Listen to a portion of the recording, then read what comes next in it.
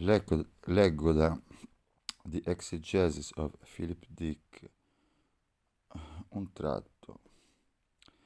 The archetype of this is Euripides, the Bacchae, in which the king of tears arrests the stranger, only to find that he has apprised of the god Dionysus in his prison. The priest, as the god, bursts the prison and drives the king into insanity, such as to cause him to lose his identity even as a man. The king, or the procurator, can release the prisoner, but he himself will suffer great harm. Instead of Christ crucified, Pilate suffers unbearable loss. Time, which starts with the Gospels, has moved forward to what is almost a complete reversal of the image. The arrested and tried God does not die. The interrogator suffers spiritual death or physical injury. The prisoner goes free. Everything that the prisoner lost is restored to him. This is referred to in the Bible as the end times day, on which everything is restored. It is a sign of the parousia. The empire is not glad to know this because it means that God himself is taking the field. God is entering the battle. And yet there is a further level of reality disclosed by sacred time and the realm governed within the time. A cosmos in the sense that Pythagoras spoke of it as being completed, self-completed, from the flux process visible in mundane time. This is the nominal world that Plato and Parmenides spoke of as being in contrast to the sensible, empirical world. That person lifted into sacred time perceives a priori this edifice that is alive and growing, this cosmic organism that is Christ himself as the head and Lord of creation. Christ as cosmos, this is the final mystery. Thus, the person who correctly performs the mythic rite and does so with absolute faith encounters the God whom he worships as word rather than anthropomorphic figure. In the final vision, Christianity becomes indistinguishable from Brahmanism, because in this encounter with the cosmic Christ, the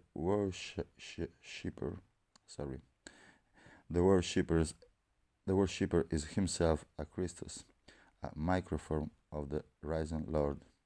And then finally, above even this, which eventually will be presented to God in the semplice lume that Dante speaks of, one simple flame.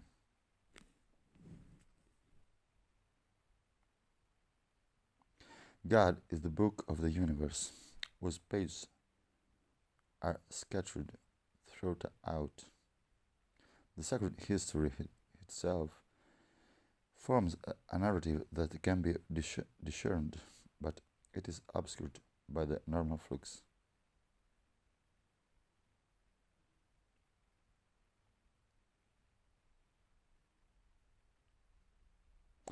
Everything is written down and has been written down from the beginning, as the Jewish knew from the disclosure of the Torah. Basically, sacred history exists as information, first in terms of temporal sequence, first in order of ontology. The mythic ritual is an entry key into the sacred narrative. In functions of the way an entry key of a computer functions vis-a-vis a given program. This narrative can be entered from any point in mundane time by the correct entry key, which is in itself tells a story or a part of a story, part of the master narrative, which, as I say, is information out of which reality in generated. Of which reality is generated. What interests me in the apparent fact that there are a number of sacred narratives, not one, so that different entry keys, which is to say different mythic rites, punch you into different narratives, which is to say different meta realities. For example, Christianity is only one narrative of many. The war between the empire and its prisoner, who in early chapters is crucified, but later on is released unharmed, this is not the sacred narrative, but a sacred narrative. Christianity, then, as a sacred history, is not the truth, but a truth, which can be avoided or punched into either by design or by accident. I punched into it by accident. Now, here on page 12 of this paper, I come across another and never before suspected computer aspect of values.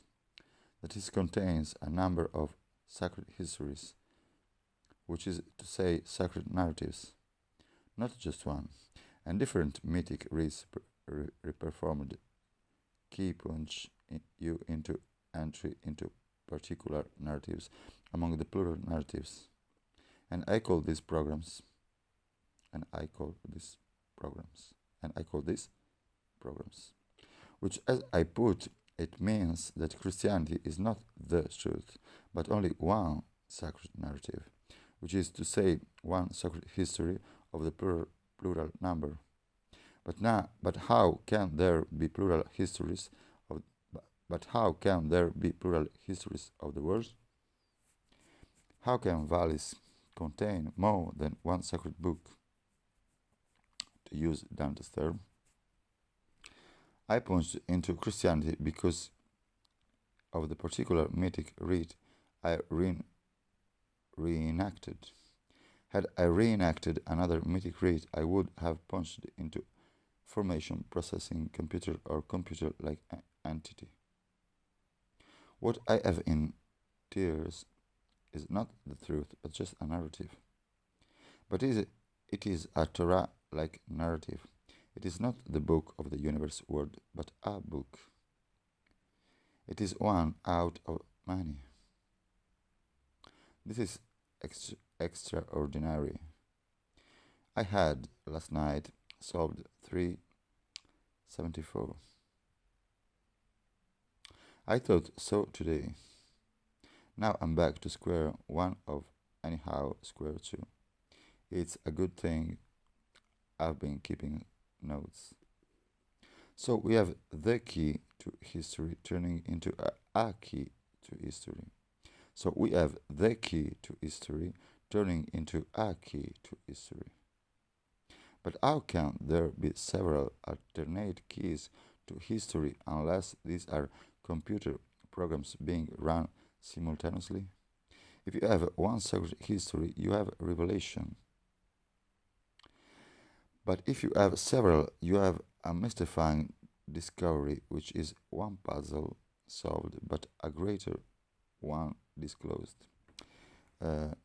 If you have one sacred history, you have revelation.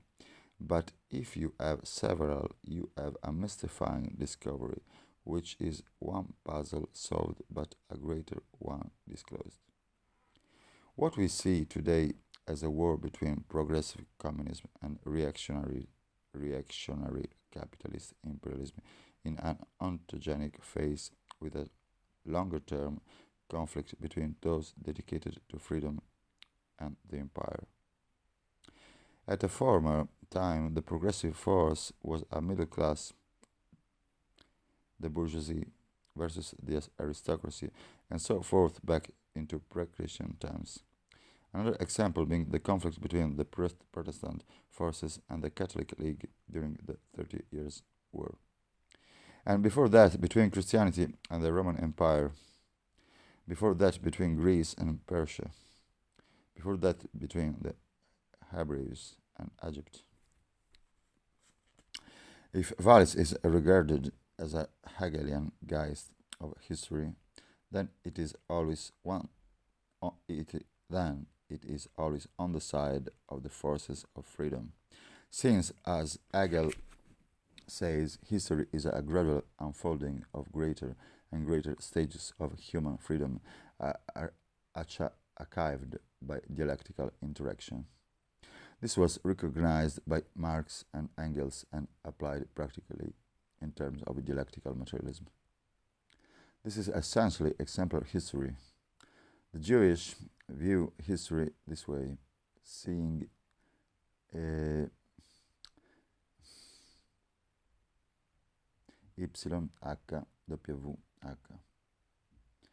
apostrophe S, bringing the Jewish people out of their Egyptian captivity as a timeless, in fact, eternal event always happening.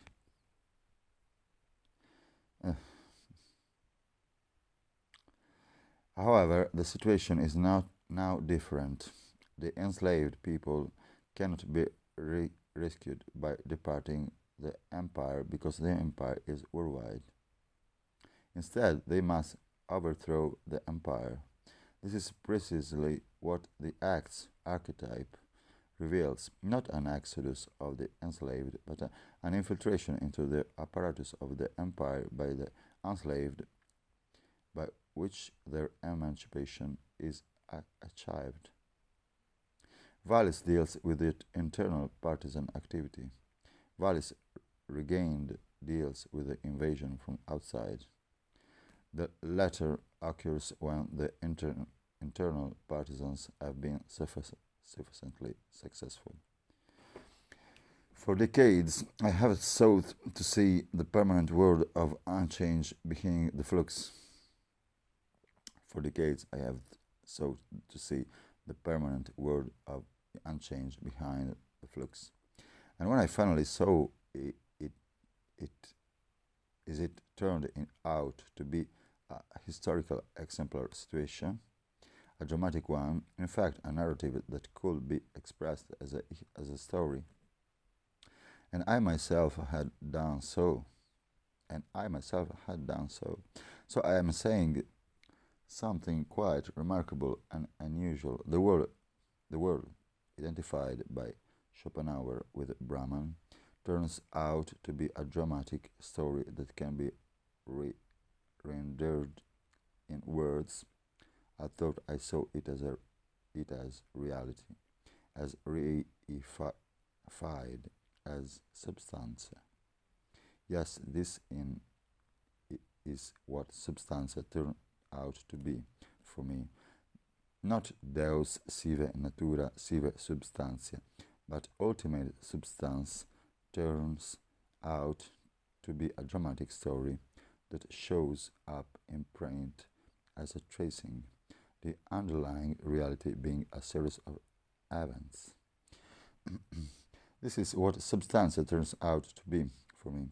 Not Deus sive natura sive substantia, but ultimate substance turns out to be a dramatic story. Ultimate substance turns out to be a dramatic story that shows up in print as a tracing, the underlying reality being a series of events.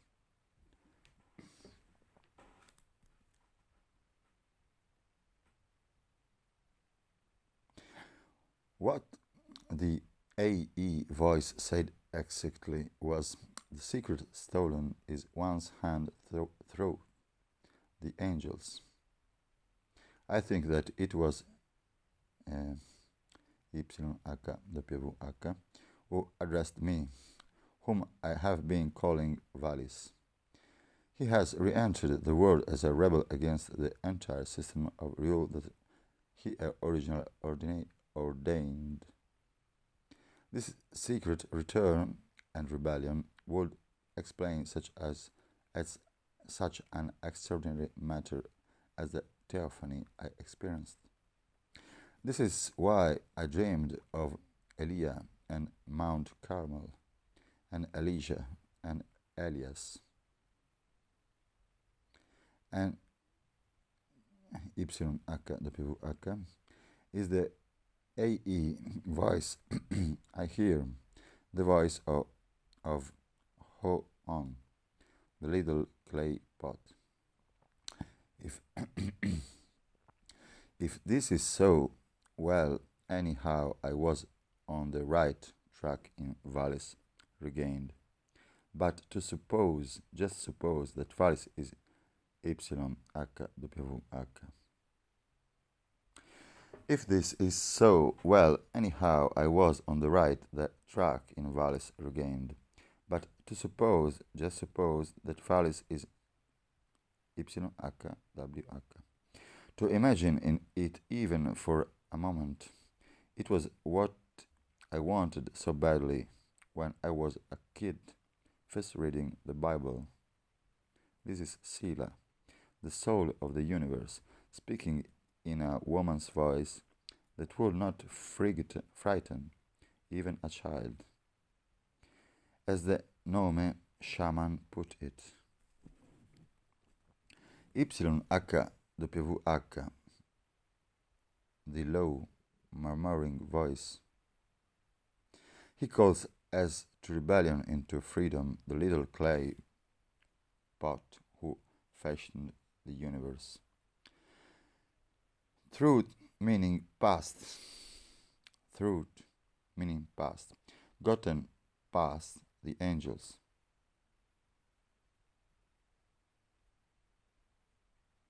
September 10, 1980. I have to realize that the revelation about the reality of the prison is a genuine revelation. It exists down through the age and it exists now. I saw it, prison and empire, the tunnel of history. I have to realize that the revelation about the reality of the prison is a genuine revelation. It exists down through the age and it exists now. I saw it, prison and empire, the tunnel of history. When I say revelation, I mean divine disclosure of the nature of history, and that I had correctly depicted this archetype in tears. That tears was through a timeless condition of man's servitude to the empire, man enslaved, and the rest of the revelation was of the genuine secret underground Christians fighting it. How easily I forgot this revelation and sought for obscure meanings. And that I reread, and that I had correctly depicted this archetype in tears, that tears was through a timeless condition of man's servitude to the empire, man enslaved, and the rest of the revelation was of the genuine secret underground Christian, and the rest of the revelation was of the genuine secret underground Christians fighting it. How easily I forgot this revelation and sought for obscure meanings.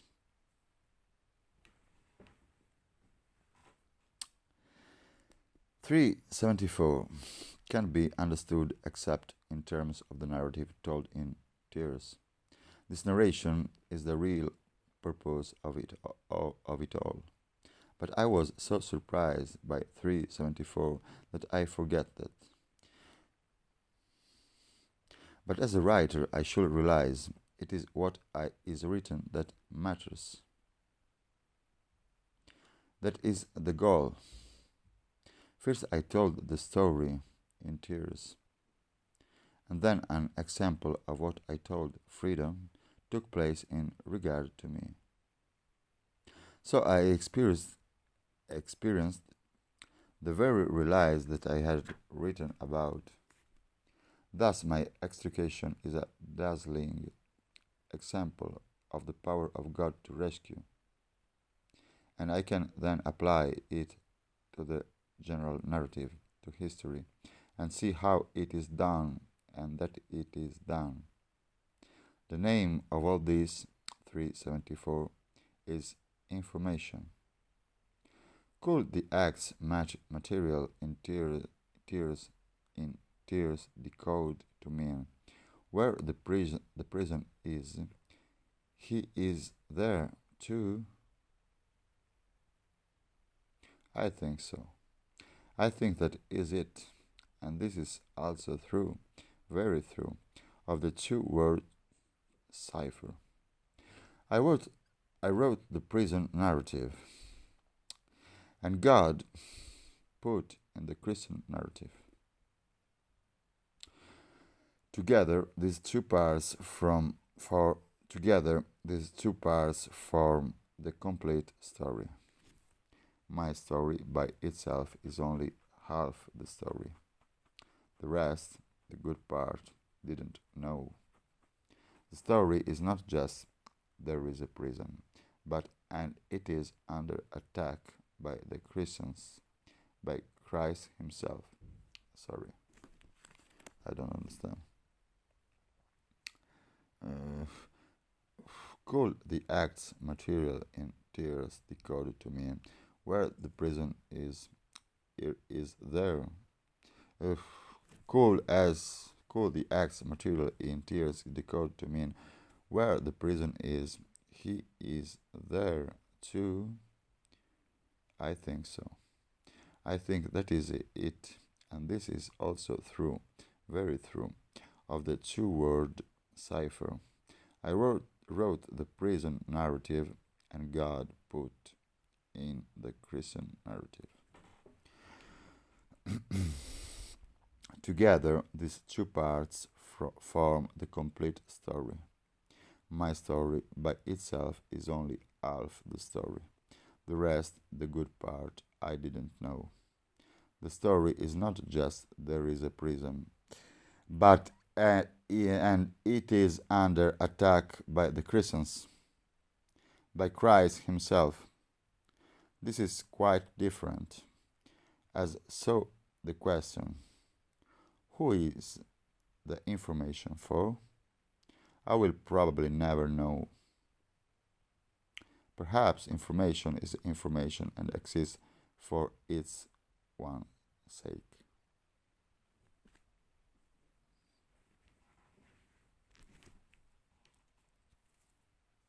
September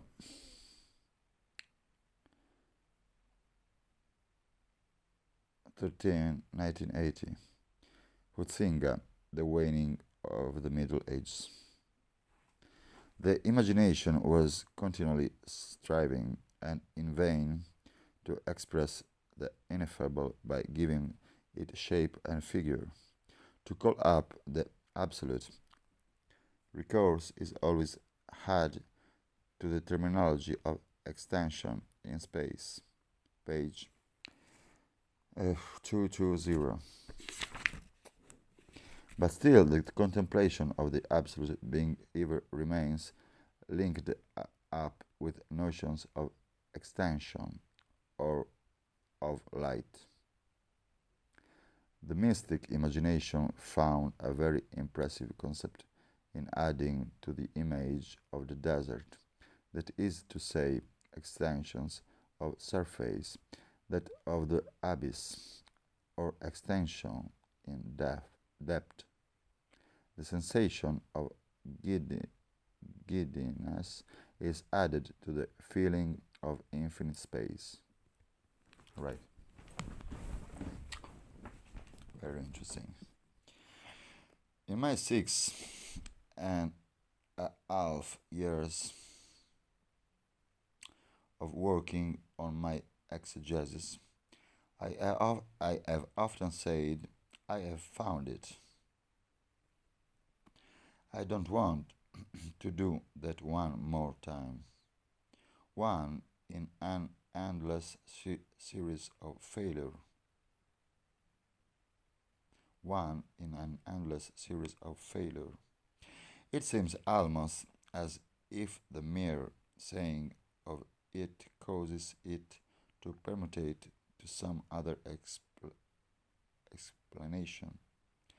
But I do think that the night I was talking on the phone to KW and realized that in 374 I experienced medieval vertical, which is to say Gothic space, and this meant that I had ontologized reality in terms of medieval as use of space, time, and causality. And hence, Valis was God or Christ. It is the same. I think then I had it.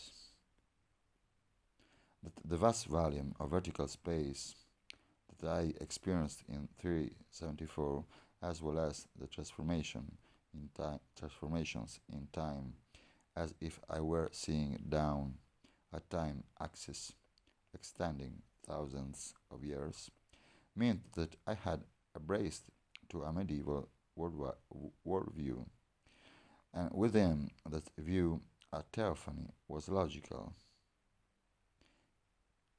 i.e. possible. Theophany and miracle and pronoia in the modern worldview, the way we organize space, time, and causation, now would make no sense. So God provided a meaningful context in which this could logically occur. But I ramble. All I want to say is that Valis was God. The 374 was theophany, miracle, and pronoia based on an intelligent analysis of me and my situation, not him, and not, on the other hand, something rigidly determined, which is to say something reflexive and mechanical, which is to say something reflexive and mechanical. My sinister destiny was abolished, tempered with, so to speak, in the sense that the Greco-Roman mystery religions thought. It was a supreme adjudication of my case, and the books were, as the EB says, closed. I am tired. I have labored for over 6.5 years to fathom 374, to figure out if it was, as I suspected, a theophany, an example of pronoia, or if it is or if it just seemed to because it had a pragmatic effect of this. I am now satisfied that all three did in fact take place. I have been relentlessly skeptical and relentlessly imaginative, and I have done enormous research and tried out as many possible theories as I could come up with. The desert and abyss finally won my assent, as if by weariness, the negative way to God, perhaps. Well, very interesting.